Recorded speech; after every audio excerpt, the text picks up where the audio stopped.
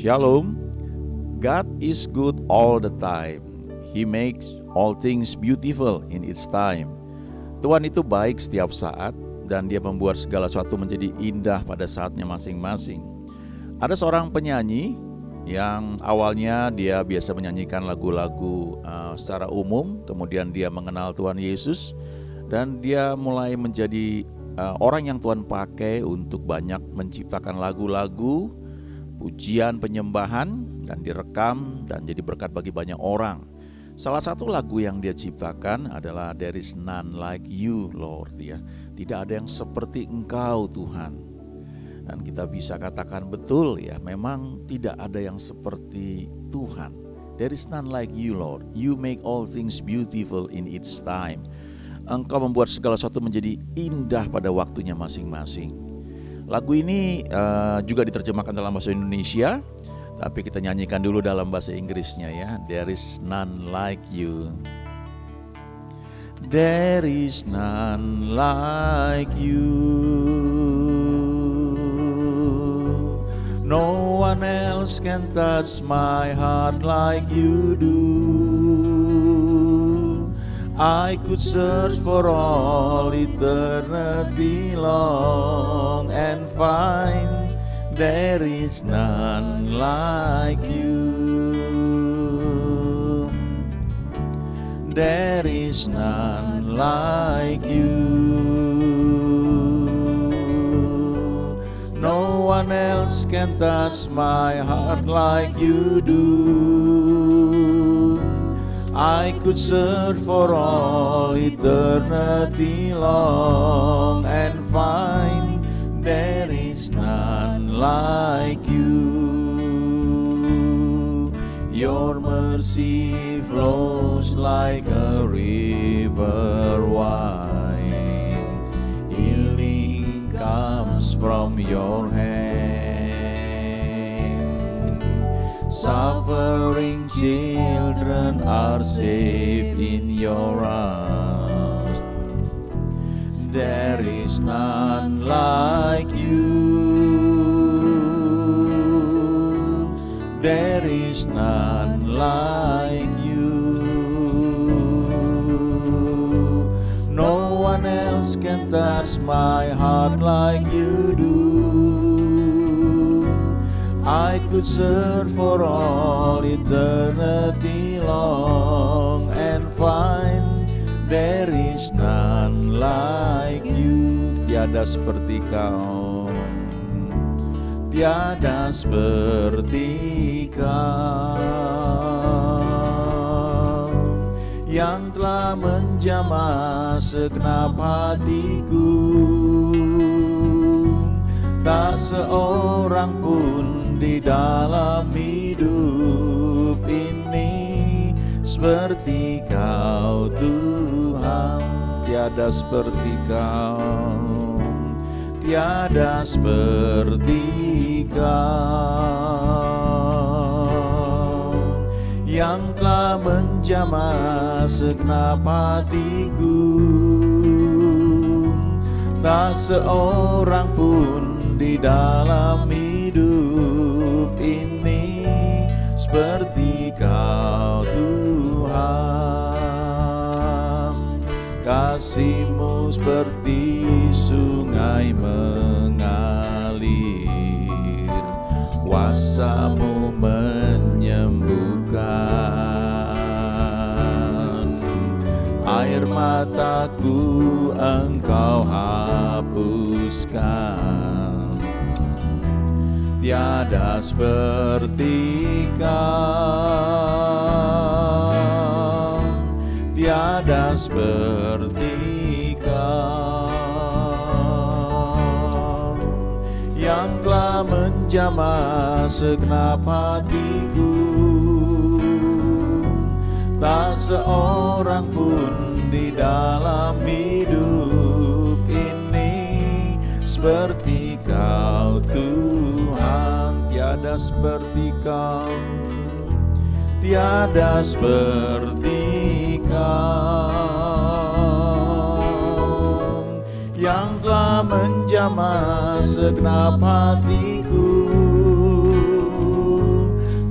seorang pun di dalam hidup ini seperti Kau Tuhan.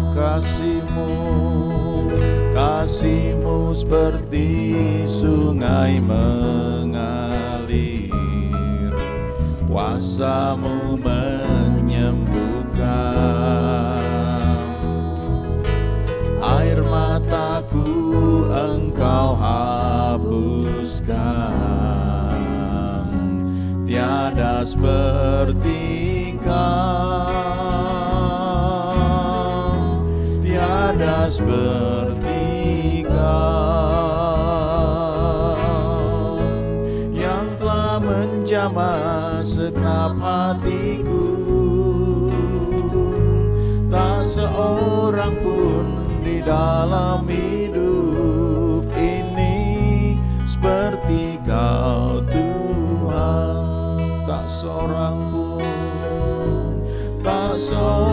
pun di dalam hidup ini seperti Kau Tuhan. Tak seorang pun di dalam hidup ini seperti Kau Tuhan.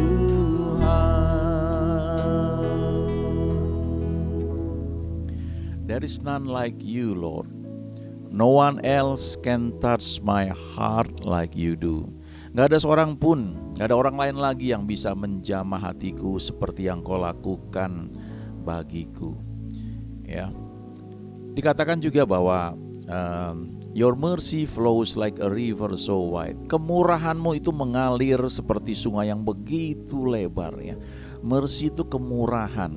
Mercy itu menyebabkan kesalahan kita itu tidak dilihat oleh Tuhan, ya. Mercy itu kemurahan, pengampunan, sesuatu yang mestinya kita terima sebagai ganjaran karena kesalahan, kejahatan kita, tapi tidak kita terima itu karena mercy, karena kemurahan. Itu sebabnya ada satu ayat di Mazmur yang mengatakan Your mercy, ya, Your loving kindness, ya, kemurahan-Mu lebih daripada hidup, ya. Dan kemudian dikatakan juga healing comes from Your hand. Kesembuhan itu datang lewat tangan-Mu, ya. Kuasa-Mu menyembuhkan. Suffering children are safe in Your arms. Anak-anak yang menderita itu aman di tangan-Mu. Dan there is none like You. Gak ada seperti Engkau, Tuhan, ya. Kalau kita baca di kitab Efesus, surat Efesus ini dikenal sebagai circular letters, ya. Jadi surat yang tidak hanya dibaca oleh jemaat di Efesus pada saat itu, tapi keliling, ya. Jadi dibaca oleh jemaat-jemaat lain juga, makanya disebut circular letters. Nah, hari ini semua surat-surat Paulus yang dijadikan Alkitab kita bisa baca, ya, kapan saja dalam berbagai terjemahan. Surat Efesus ini salah satu surat yang menyatakan bagaimana Paulus mendapatkan hal-hal penting, pewahyuan tentang Tuhan, dan hal-hal praktis juga dia tuliskan di sini. Ini surat yang bagus sekali. Salah satu bagian dari surat Efesus ini adalah tentang perlengkapan senjata perang secara rohani, ya. Bisa dibaca nanti dari ayat-ayat sebelumnya, tapi kali ini saya mau ajak dari Efesus 6 ayat 17, ya, untuk kita perhatikan. Efesus 6 ayat 17 dan 18. Dan terimalah ketopong keselamatan dan pedang roh, yaitu firman Allah, dalam segala doa dan permohonan. Berdoalah setiap waktu di dalam roh, dan berjaga-jagalah di dalam doamu itu dengan permohonan yang tak putus-putusnya untuk segala orang kudus. Kalau kita baca Efesus ini, pasal 6 ini, dari ayat-ayat sebelumnya, kita akan melihat bahwa ada beberapa perlengkapan senjata perang, ya. Kalau kita baca dari ayat 13, ya, dikatakan bahwa ada ikat pinggang kebenaran, baju zirah keadilan, ada kasut kerelaan memberitakan Injil damai sejahtera, ada perisai iman, dan kemudian ada ketopong keselamatan atau helm, ya, menutupi pikiran kita. Lalu pedang roh yaitu firman Allah, Kata firman Allah itu dalam bahasa aslinya di sini rema, ya, artinya firman yang berbicara kepada kita secara spesifik. Jadi waktu kita berdoa atau sedang membaca firman Tuhan, tiba-tiba firman yang kita baca, kita dengar menjadi rema. Lalu ayat 18, ini penekanannya ya. Dalam segala doa dan permohonan, berdoalah setiap waktu di dalam roh, dan berjaga-jagalah di dalam doamu itu dengan permohonan yang tak putus-putusnya untuk segala orang kudus. Jadi dari sekian banyak perlengkapan perang secara rohani yang tadi sudah saya sebutkan ya, ada ikat pinggang kebenaran, ada baju zirah keadilan, ada kasut atau sepatu atau sendal kerelaan memberitakan Injil damai sejahtera, lalu ada perisai iman. Itu semua adalah alat-alat perlindungan secara rohani ya, untuk bertahan. Ada juga ketopong keselamatan. Tapi kemudian ada pedang roh. Pedang roh ini untuk menyerang. Pedang itu alat untuk berperang, untuk menyerang. Kalau sebelumnya hanya bertahan ya defensif, tapi selanjutnya ini untuk menyerang, ofensif ya, untuk menyerang, yaitu pedang roh. Pedang roh ini firman Allah, firman yang rema. Lalu dikatakan gunakan firman Allah ini, firman yang rema ini dalam segala doa dan permohonan. Kalau kita baca dalam beberapa terjemahan bahasa Inggris, diantaranya adalah International Standard Version ya, dikatakan di situ pray in the spirit at all times with every kind of prayer and request ya. Jadi dikatakan bahwa berdoalah di dalam roh senantiasa dengan segala jenis doa, dengan setiap jenis doa dan permohonan.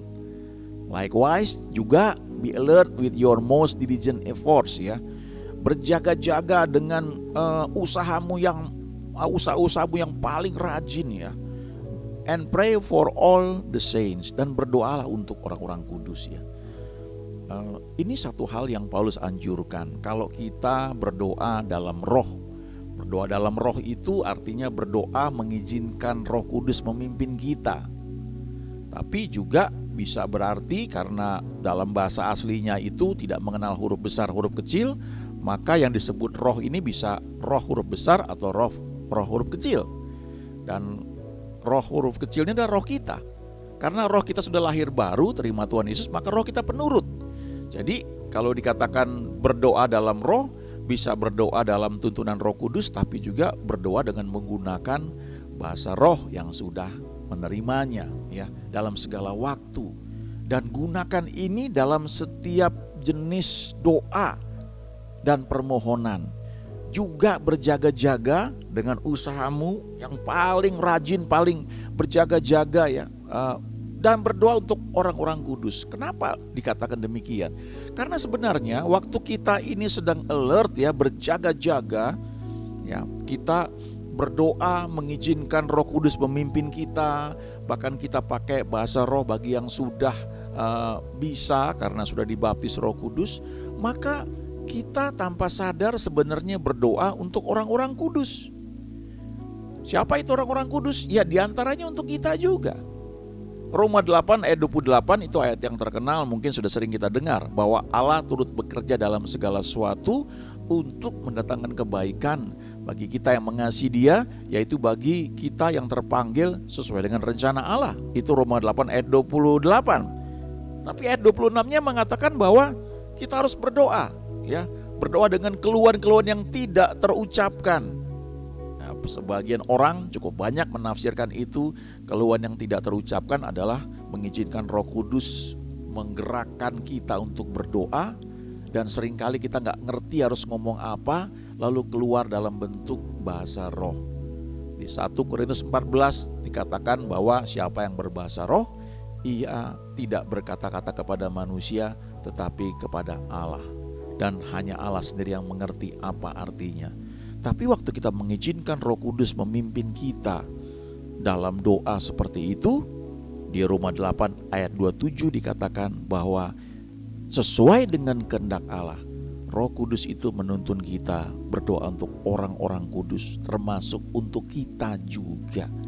Jadi sebenarnya kalau kita banyak berdoa mengizinkan Roh Kudus memimpin kita dalam persekutuan, lalu kita juga mengizinkan Roh Kudus untuk mengajari kita berdoa, kita juga menggunakan bahasa roh, maka tanpa sadar seringkali kita sedang berdoa untuk orang-orang kudus, untuk orang-orang yang kita kenal, untuk pendeta, hamba Tuhan, gembala kita, para pengerja kita, orang tua kita, anak-anak kita. Kita punya suami, kita punya istri, kita punya keluarga besar, atau bahkan orang-orang yang kita gak ngerti, tapi kita izinkan untuk Roh Kudus memimpin kita, lalu kita berbahasa roh. Ya, tanpa sadar kita sedang mendoakan kehendak Allah bagi orang-orang kudus tersebut. Saya pernah ceritakan dalam acara seperti ini, ada orang yang kapalnya karam di tengah laut dan dia nggak tahu harus berbuat apa, ya. Tapi di ribuan kilometer dari sana ada seorang ibu yang dibangunkan pada waktu malam dan dia merasakan dorongan di hatinya untuk berdoa. Dia nggak ngerti. Lalu dia berbahasa roh terus, sekian lama sampai akhirnya dia merasakan kelepasan, kelegaan. Lalu dia tidur setelah lega. Nah, dia punya buku doa yang dia catat, jam sekian, tanggal sekian dia berdoa. Kadang-kadang dia tulis untuk siapa, kadang-kadang dia nggak tulis karena dia nggak tahu untuk siapa. Dia cuma bilang bahwa saya digerakkan Tuhan untuk berdoa, karena saya nggak tahu harus berdoa bagaimana, saya berbahasa roh saja. Dan kemudian dia tulis seperti itu. Sekian waktu kemudian, mungkin setahun kalau nggak salah, saya lupa ceritanya. Tapi dalam satu persekutuan ada seorang yang bersaksi dan orang itu bilang begini, ya, sekian waktu yang lalu saya karam naik kapal dan saya harus menyelamatkan diri naik ketika kapalnya itu tenggelam, dia harus pakai skoci gitu ya. Dia terkatung-katung di tengah laut luas tanpa tahu harus berbuat apa ya. Dia menjerit kepada Tuhan dan dia nggak tahu harus berbuat apa lagi. Tiba-tiba setelah sekian lama dia lihat ada kapal yang tadinya kapal itu nggak lihat dia, kapal itu menjauh ya. Tapi setelah sekian lama tiba-tiba kapal itu berbalik dan tahu-tahu dia nggak sadar dia sudah ditolong dan dia diangkat ke dalam kapal penyelamat tersebut. Lalu ternyata ibu pendoa ini ada di persekutuan itu dan dia tanya, "Pak, maaf, itu tanggal berapa kejadiannya, kapan kira-kira?" Dan setelah dicocokkan ternyata ibu ini sadar bahwa sekian waktu yang lalu dia dibangunkan Tuhan untuk berdoa untuk seorang yang dia nggak tahu. Ternyata itu berdoa untuk Bapak ini salah satunya. Jadi kalau kita berdoa mengizinkan Roh Kudus itu memimpin kita dalam doa, tanpa sadar kita sedang berdoa untuk orang-orang kudus. Tentu tidak salah kita punya daftar doa, tapi ingat baik-baik, Tuhan itu bukan seperti sebagian orang kira ya. Seperti dewa yang kita mesti datang berulang-ulang, mengemis, nangis-nangis ya. Lalu kita bawa pokok doa yang sama diulang-ulang tiap hari, Senin pagi, nanti Senin malam, Selasa pagi, Selasa malam, terus berulang-ulang. Sepertinya Tuhan itu membutuhkan satu takaran doa yang sama diulang-ulang, baru dia jawab gitu. Nanti dalam pertemuan doa kita doakan hal yang sama lagi. Lalu nanti ketika ada ibadah raya, ketika disuruh berdoa kita doakan hal yang sama lagi.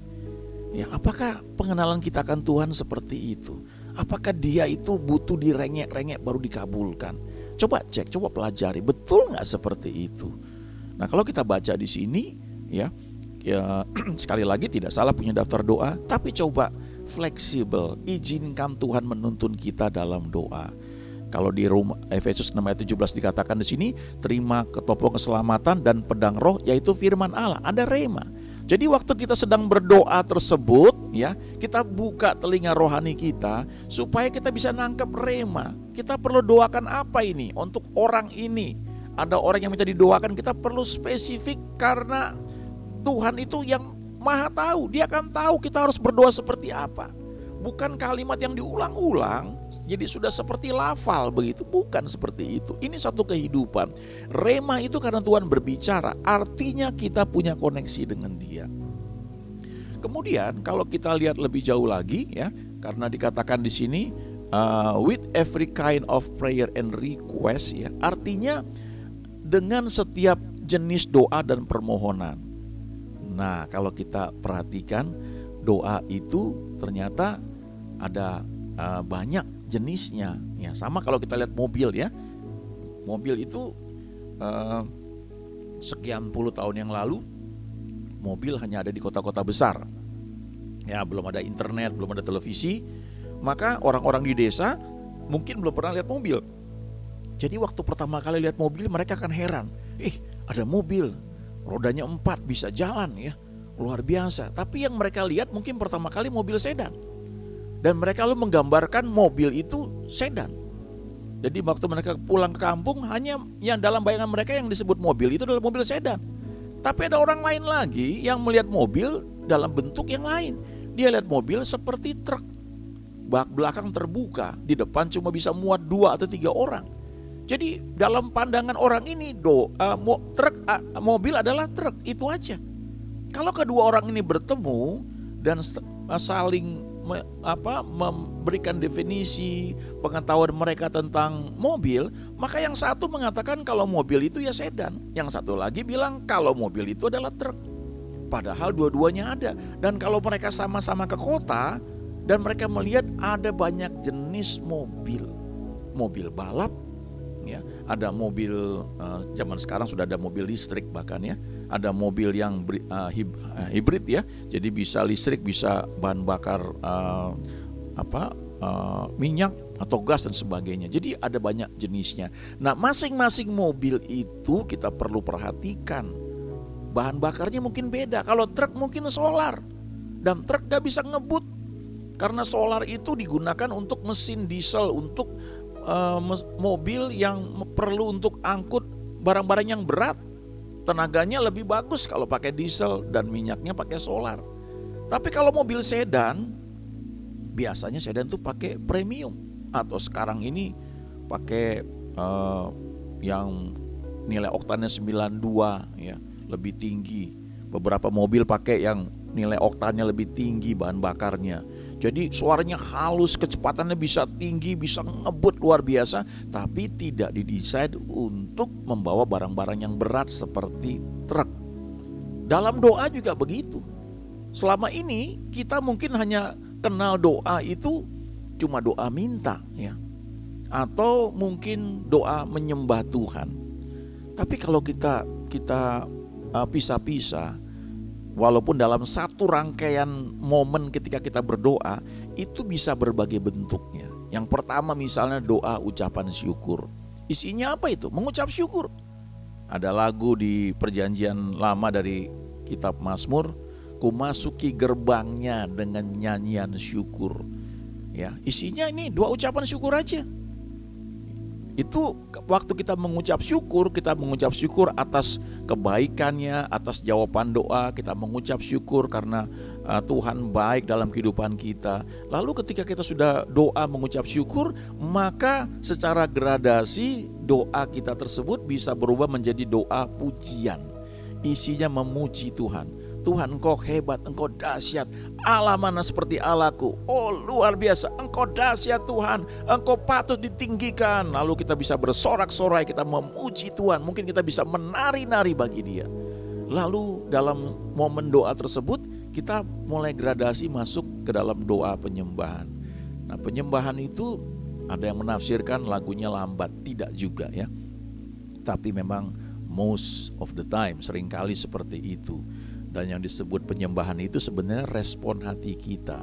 Ketika kita sudah memuji Dia sekian waktu, lalu kita dibawa pada satu suasana kekaguman akan Dia. Kita menyembah Dia karena apa adanya Dia. Kita kagum akan Dia. Itu isinya penyembahan. Itu doa penyembahan ya. Memang mirip dengan doa pujian, tapi kalau kita membuat perbedaan memang ada bedanya. Penyembahan itu kita menyembah Dia karena Dia apa adanya. Itu respon hati kita. Dan waktu kita sedang menaikkan doa penyembahan, kita gak minta yang lain. Kita hanya ingin menyenangkan Dia. Kita kagum akan Dia. Lalu dalam doa kita tersebut ya, ketika kita sudah menyembah Dia, kita bisa dibawa kepada doa konsekrasi ya, atau doa penyerahan hidup ya. Mengkhususkan diri kita ini untuk melayani Dia, mengasihi Dia. Kalau lagu yang kita nyanyikan tadi ya, There is None Like You, itu termasuk lagu penyembahan ya. Ya, digabung juga tentang pujian ada sedikit di situ, tapi itu lebih kepada respon hati kita. Tiada seperti Engkau Tuhan yang telah menjamah hatiku. Tak seorang pun di dunia ini bisa melakukan hal itu bagiku Tuhan. There is none like you. Ya, gak ada yang seperti Engkau Tuhan. Engkau luar biasa, Engkau dahsyat Tuhan. No one else can touch my heart like you do. Gak ada orang lain lagi yang bisa menjamah hatiku seperti Engkau Tuhan. Saya ingat seorang hamba Tuhan wanita ya, dia cerita ya, dia bilang, saya sudah kenal Tuhan jauh sebelum saya kenal pria dan orang yang kemudian menjadi suami saya ya. Ya, saya bersyukur suami saya mengasihi saya memahami, merasakan, ya, mengalami cinta seorang pria yang kemudian menjadi suami saya. Tapi saya bisa bilang bahwa tidak ada yang seperti cinta Yesus ya kepada saya. Dia bilang, dia begitu gentle, dia begitu gallant, dia begitu luar biasa. Dan dia, hamba Tuhan ini bisa menari sendirian di kamar ketika dia menyembah Tuhan dan tanpa musik ya. Dia menari seperti anak kecil ya, untuk menyenangkan pribadi yang dia kasih. Nah, itu bagian dari penyembahan. There is none like you Lord. Gak ada yang seperti Engkau Tuhan yang pernah menjamah hatiku seperti ini. Aku bisa mencari dalam segala waktu ya, dan akhirnya aku menemukan gak ada yang seperti Engkau Tuhan. Nah, itu dua penyembahan. Dua penyembahan ini akan membawa kita untuk mempersembahkan hidup kita kepada Dia. Karena waktu kita kagum akan Dia, dengan sendirinya kita ingin untuk semakin dekat dengan Dia, dan kita persembahkan hidup kita bagi Dia. Gak bisa dipaksakan ya. Jangan ikut-ikutan gitu ya. Orang lain mau melayani Tuhan sepenuh waktu lah, aku juga mau lah. Jangan ikut-ikutan. Kalau kita menyembah Tuhan, Tuhan yang bawa kita dan Dia akan menyatakan tuntunannya buat kita. Yang berikutnya ada doa mencari tuntunan. Nah, ini biasanya nyambung begitu. Waktu kita mempersembahkan hidup kita buat Tuhan, lalu kita mencari tuntunannya. Kita mau bekerja di mana, kita mau buka usaha apa, ini ada tawaran boleh enggak Tuhan. Kita mau buka pelayanan baru, jangan hanya karena punya uang, punya kesempatan, punya gelar ya. Ada orang yang nawarin lalu langsung kita buka gereja baru. Belum tentu itu dari Tuhan buat kita. Belum tentu juga, memang mungkin itu buat kita, tapi waktunya belum tepat. Sama seperti Musa, dia udah tahu panggilan Tuhan, dia mau menolong orang Israel, tapi waktunya belum tepat. Dia pakai cara dia, apa akibatnya? Dia lari, dia asingkan 40 tahun. Dan kalau kita pelajari, Musa kecepatan 10 tahun dari waktu yang Tuhan tetapkan. Mestinya dia 10 tahun masih tetap di Mesir. Dia nunggu sampai waktu yang tepat, dan akibatnya dia diasingkan ya ke padang gurun. Dan kalau kita pelajari Alkitab, orang Israel harusnya cuma 400 tahun di Mesir, tapi akibatnya 430 tahun mereka nyangkut di Mesir. Mereka tinggal di Mesir. Ada selisih 30 tahun mereka masih nyangkut di Mesir. Kenapa? Karena ada orang yang namanya Musa, sudah tahu, sudah merasa panggilan Tuhan, tapi melangkah terlalu cepat, merasa punya kuasa, merasa punya power. Dia orang penting di Mesir, jadi dia pikir dia bisa gunakan powernya itu, posisinya itu untuk melayani Tuhan. Tapi ternyata Tuhan tidak pakai dia seperti itu. Dia perlu diasingkan 40 tahun sampai dia sudah gak percaya diri lagi dan baru bergantung penuh sama Tuhan. Itu doa mencari tuntunan. Lalu ada lagi doa iman. Nah, kalau doa iman ini kita harus tahu dasar firmannya apa. Misalnya sekarang kita berdoa untuk kesembuhan. Coba baca firman Tuhan mengenai janjinya tentang kesembuhan. Baca terus, jangan lihat keadaan. Oh, banyak orang didoain gak sembuh, berarti Tuhan mau saya sakit. Enggak seperti itu. Baca firman terus. Saya pribadi seringkali ada satu buku ya, Christ the Healer. Itu sering saya baca ketika saya menghadapi kesulitan. Kok rasanya enggak dijawab doanya. Dan saya baca lagi buku itu karena buku itu membuka banyak keraguan tentang kehendak Tuhan dalam doa kesembuhan. Kadang-kadang orang pakai ini duri dalam daging seperti Paulus. No. Banyak orang menafsirkan duri dalam daging itu adalah penyakit. Tidak seperti itu. Kalau kita pelajari lebih detail, itu bukan penyakit. Jadi kita perlu belajar betul-betul ketika menaikkan doa iman ada dasar firman-Nya. Dan kalau kita sudah tahu dasar firman-Nya, berarti ini kehendak Tuhan. Lalu waktu kita doakan seseorang, jangan lagi bilang jika kehendak-Mu jadilah sembuh Tuhan. Jangan begitu. Itu seperti kita mencampurkan aturan doa, ucapan syukur, doa penyembahan, mencari tuntunan dengan doa yang sudah tahu ini kehendak Tuhan. Itu sama seperti kita naik mobil truk buat bawa barang banyak, kita pakai buat ngebut. Lalu kita isi dengan premium, bukan pakai solar. Wah, bahaya sekali, bisa meledak itu mobilnya. Atau sebaliknya, kita pakai mobil sedan, mobil keren, Mercy misalnya, harusnya pakai bahan bakar yang premiumnya 92 atau 94. Kita pakai solar, wah bisa batuk-batuk mobil itu. Jadi kita mesti lihat ini yang mana. Waktu kita sedang doa iman, kita tahu ini ada dasar firman Tuhannya. Ada ayat di Markus 11, Tuhan berkata begini, kalau kamu berdoa, percayalah bahwa kamu sudah menerimanya, maka hal itu akan diberikan kepadamu. Itu doa iman. Jadi kalau doa iman itu sebenarnya waktu kita sudah tahu, kita yakin, sekali berdoa, yes, saya percaya walaupun belum diterima. Sisanya apa? Mengucap syukur. Terus pelihara dengan penuh keyakinan bahwa Tuhan sudah berikan itu. Kadang-kadang butuh waktu. Ada yang cepat sehari 2 hari, ada yang seminggu. Ada hamba Tuhan namanya, dia sudah meninggal ya, dia dipakai Tuhan dalam pelayanan kesembuhan ilahi. Dan dia cerita, ketika dia menggembalakan gereja ya, selama 12 tahun, tidak satu orang jemaat pun meninggal karena sakit, tidak pernah.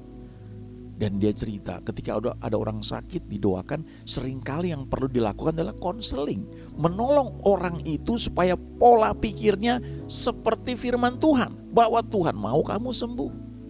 Itu perlu terus dibimbing. Dan dia bilang sekali waktu pernah sampai 4 tahun dia layani, baru orang itu sembuh, tapi selalu sembuh. Dan dia tidak pernah melayani kebaktian pemakaman dari jemaatnya yang meninggal karena sakit, tidak pernah selama 12 tahun.